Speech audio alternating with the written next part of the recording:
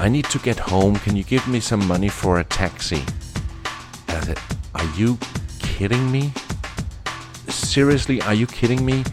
You just scammed me. And then you had the nerve to ask me for money? You gotta be kidding. Meet Palle Bo, a digital nomad from Denmark on an epic journey around the world. This is the Radio Vagabond podcast. Welcome back to the second half of my one day in Addis Ababa, the capital of Ethiopia. Up until now, the day has been going great, but now things turn bad. In this episode, you can hear about me getting scammed and thinking I'm gonna die. If you haven't heard the first half already, this one's gonna be quite depressive. So go back and listen to that episode first and then come back. Life is very tough for the poor guys in Addis. And then you'll also know that the voice you're gonna hear next is a guy named Tom. He's my driver for the day and he's taking me around Addis Ababa. And while we're in the car, we're talking about the country, how he doesn't trust the politicians, and the difficult situation for the poor people. If you can give me just a guess, say that blue taxi that's just driving there, a taxi driver like that, how much money would he make in a month? Just a guess. I guess not more than $250 or $300 per month. Okay. And what about the manager of a bank or a big company? Maybe they get $700 or $800 per month for the bank managers here. Those numbers doesn't sound like much, but according to my research that I did after I was in the car with Tom, a taxi driver on average gets $167 and a bank manager $650 a month. Not a day, a month. The gap between the minimum and the maximum salaries are even higher. The bottom 25% of Ethiopians make between $42 and $161 per month, and the top 25 between $850 and $1,400. None of these numbers are high, neither the low or the high income. And you might think that, okay, but then things are equally cheap in Ethiopia. Yeah, things are cheaper when you go into a supermarket than in the Western world, but not that much. 12 eggs would be €1.50, $1.8. 1.5 liters of water would be 7 euro cent or 80 US cent. A bottle of imported beer is around $1. And are you going out? Then a meal in a cheap restaurant would be 2.5 euros, $2.8. A more expensive restaurant would be 13 euros, around $15. A meal at McDonald's would be 3.8 euros, 4.3 US. So with the low salaries in this country, this is expensive. Let's get back to the taxi driver salary. Tom points out that a taxi driver could get even less if he's employed by a taxi company. But one thing, if that driver he is an employee of the owner of that taxi, maybe he will get $100 per month. Per month? Yeah. Wow. Yeah. Yeah, but the difference is big and visible. Yeah, that's nuts. That's crazy. Yeah, and I don't understand how he can buy food and housing and. Yeah, it's very tough. It's very hard to live by such kind of money. And maybe he has a family to support and a lot of kids. Yeah. He have to pay school for kids by that money. Yeah, you see, in Denmark, school is free. Here is not free at all. Because so I guess the super rich, their children are getting the the best education, and the poor people are getting the bad education. So it's difficult to break that social barrier. Yeah, it's very difficult. Even the rich people are sending their children to Europe or US, and give them a school opportunity there. But the poor guys they get poor education, and finally, that kid, he didn't get a good school and he didn't learn anything from school. So finally, he will become a thief or a burglar or something like that. So that's the big problem here. A lot of crime. Yeah, there are a lot of crime here, but thefting in the cities. If you are park your car somewhere, when you are coming back after half an hour, you couldn't find the mirrors or something on the car yet. So that is the big problem of the city.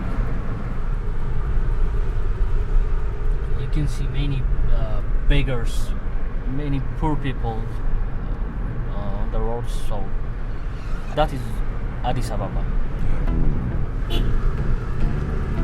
When we come back, I get scammed and is furious about it.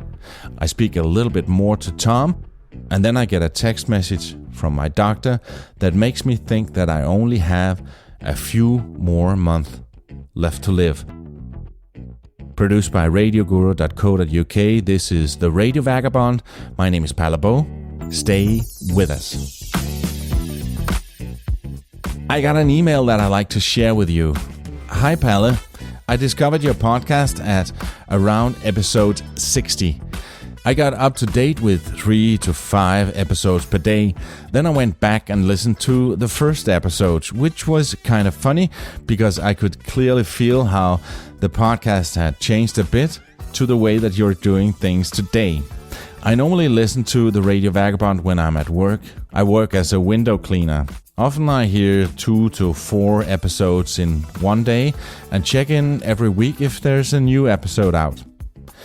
I get inspired to travel, and then I have, through your thoughts that you especially expressed in the first episodes, changed my attitude to how I want to live my life and what I want to spend my time on. Thank you for a great and exciting podcast. It's interesting to hear the difference between people's attitudes and your objective way of letting people speak. All the best, Jacob. Thank you so much, Jacob. It's so nice to hear that I can actually inspire people. And clean those windows. I think there's a spot up there. If you also want to drop me a line and tell me what you're doing right now when you're listening to these words, please use this special email address for this, listener@theradiovagabond.com. You can also send me a voice message on WhatsApp. Then you send it to +45. Are you writing this down? +45 40 105 105.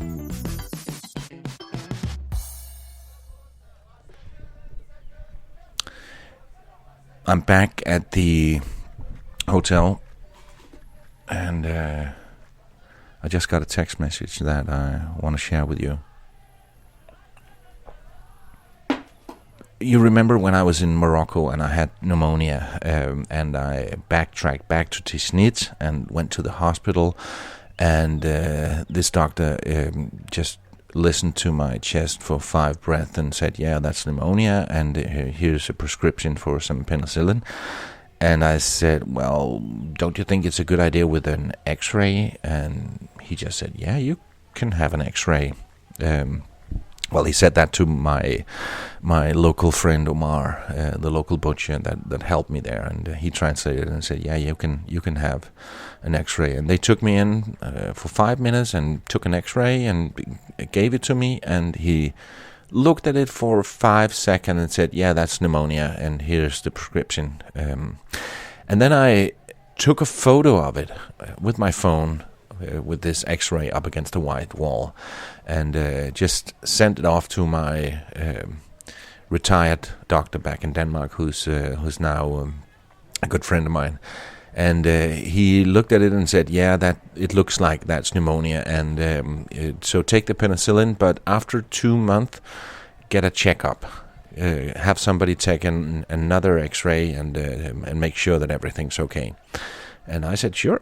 And after a while, I felt good. I'm fine now.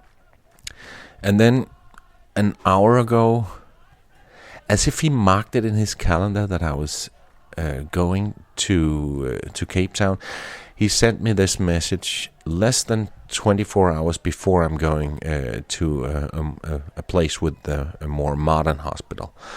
And let me just get it up here.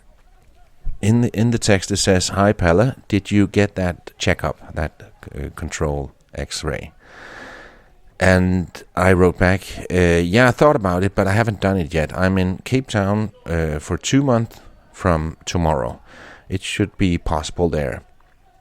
And then after 5 minutes, I thought, what's the big deal? And I wrote back, what are they checking? I feel fine now. Is there anything I should worry about? And then he wrote back that the shadow that was in the first picture, that is disappeared. I'm trying to translate here from Danish, so that it can be ruled out that there is nothing unpleasant.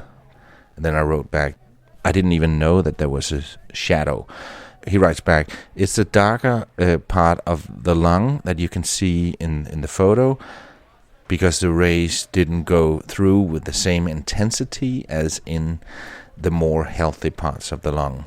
The checkup is going to document that you are completely recovered, because medical science is about documentation, not about belief. And by this point, I was starting to get a little bit worried, so I wrote, that's right, but I can't help being a little bit worried now. For one thing, I don't really have the time to have cancer now. Ha ha. I wrote that to him just to put a word to it, and is this what you're talking about? And then he writes a longer message saying, no, and I know you, and that's why I've been expressing myself in a careful manner. But the possibility of something unpleasant can't be ruled out. If you want to catch something unpleasant, you need to do it in time. But don't worry, it's not likely. Get it done! Exclamation point. And that's when I got really, really, really worried. And my mind has been going in all kinds of directions, like, will I have a death sentence in a few days? Saying that we're sorry, we can't do anything, get your stuff in order, you have 2 months left, or something like that.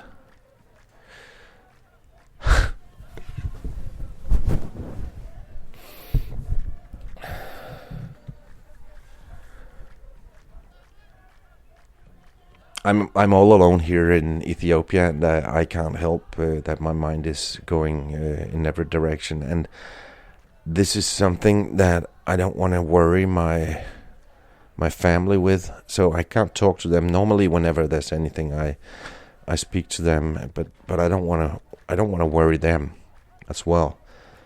I need to get a checkup.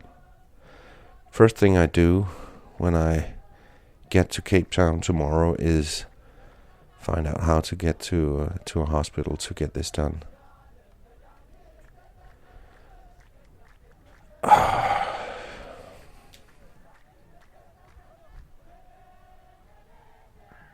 And I can't help thinking that if this is the case, I can't help but think that, oh my God, I'm so glad that I did go on this journey, because I've lived more in the last couple of years than I have for a long time, and I'm so glad I went on this trip.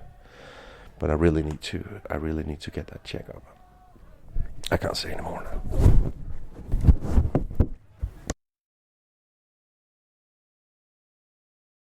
While I recover from getting that message and go out and have some dinner, let's get back in the car with Tom. As you might recall, he wasn't happy with the way his country is run. So I asked him what he would do if he was president. So if you were the president tomorrow, what would be your first law? I don't know. I'm not sure, but I'll give you time to think of it. Yes, that is a big question. So while Tom thinks of a good answer, let me remind you that you can see pictures. You can see a picture of Tom, the Timcat parade, and the garden of the luxurious hotel on theradiovagabond.com. Also, a quick reminder that this episode is supported in part by hotels25.com. When you book a hotel on hotels25.com, and why wouldn't you? You get the best price. I get a tiny commission. So you save money and you support this show at the same time. So please check it out.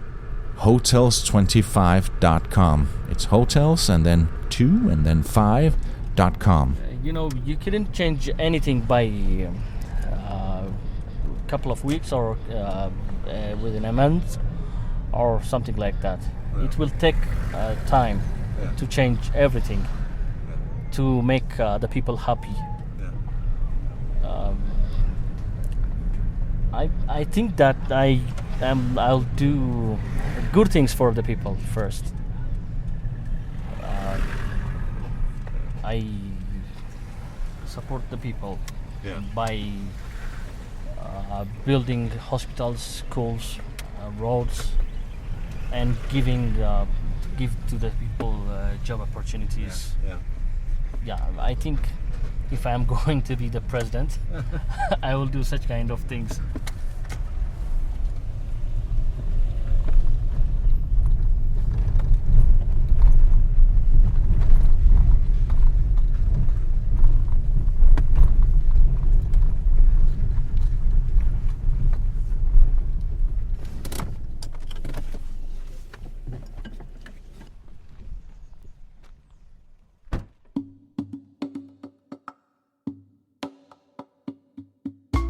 I'm back at the hotel after a weird night.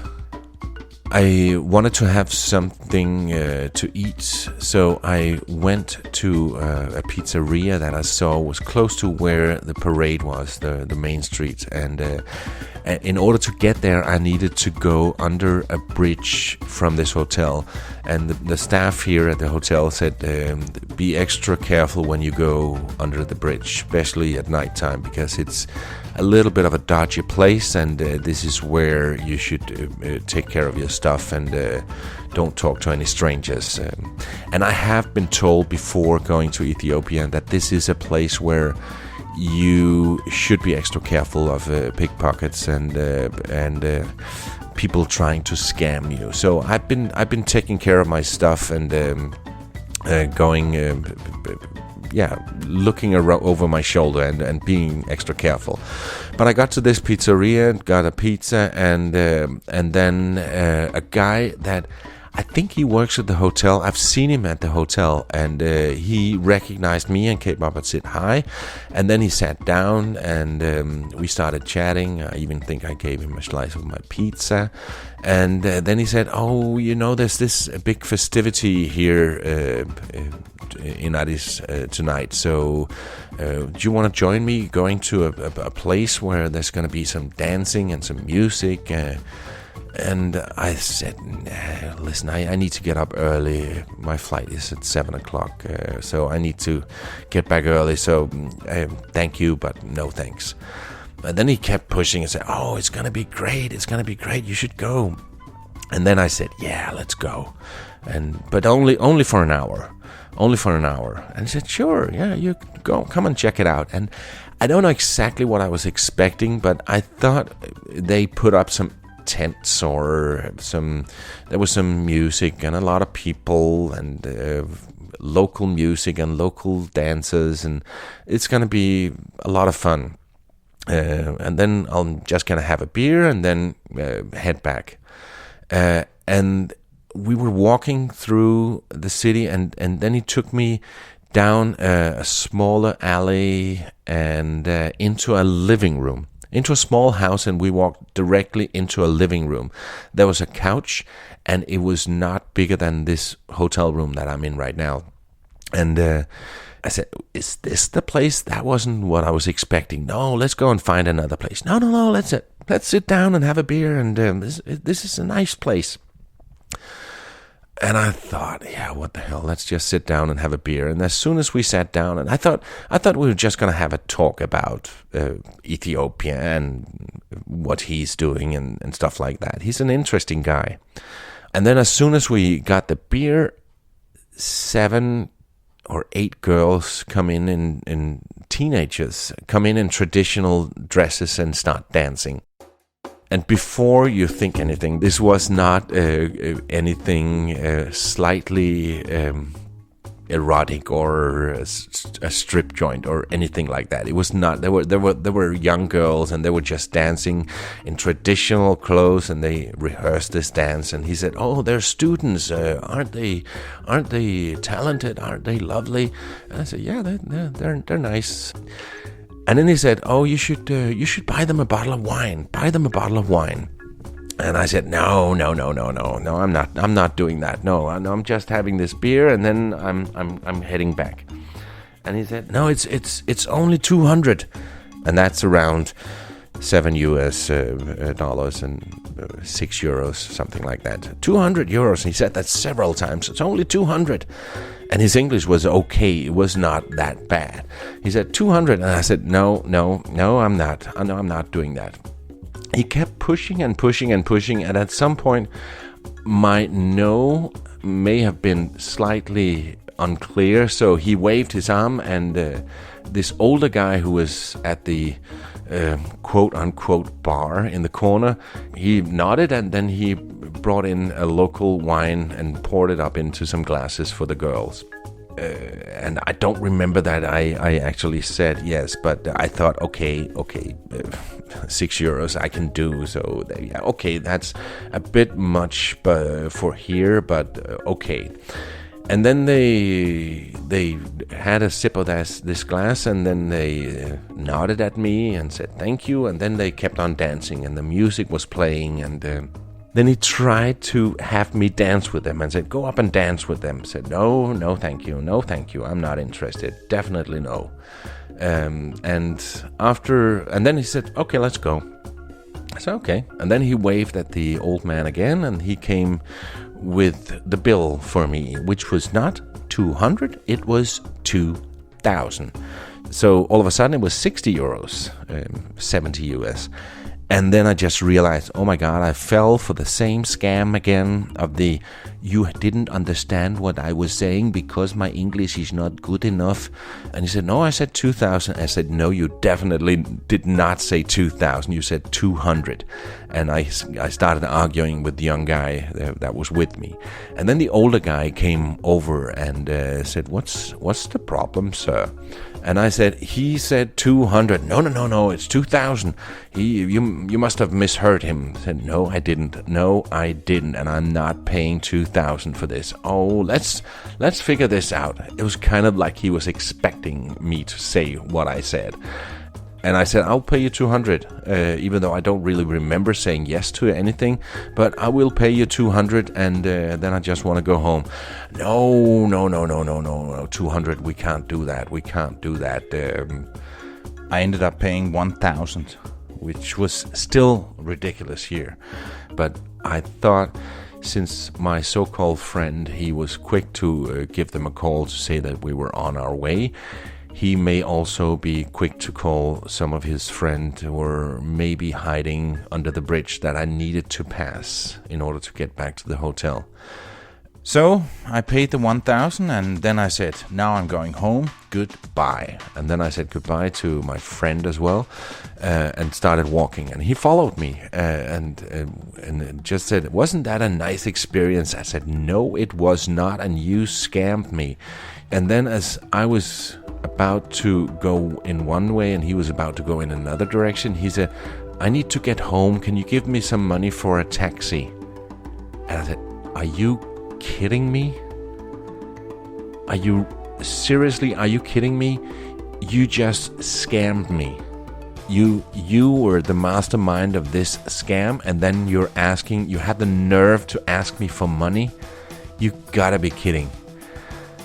And again, I ended up giving him a little bit of money because I still needed to go under the bridge to get to the hotel. So I did. I fell for it again. Oh God, the same scam that I fell for when I was in Beijing. I don't know if you remember, otherwise go back and listen to that episode. Oh my God, what a day. It's been amazing with the parade and the whole city and the drive with Tom around and the chat with Tom in the car. And then the text from my doctor back in Denmark, and then just finishing it off with a scam that I fell for. I'm tired.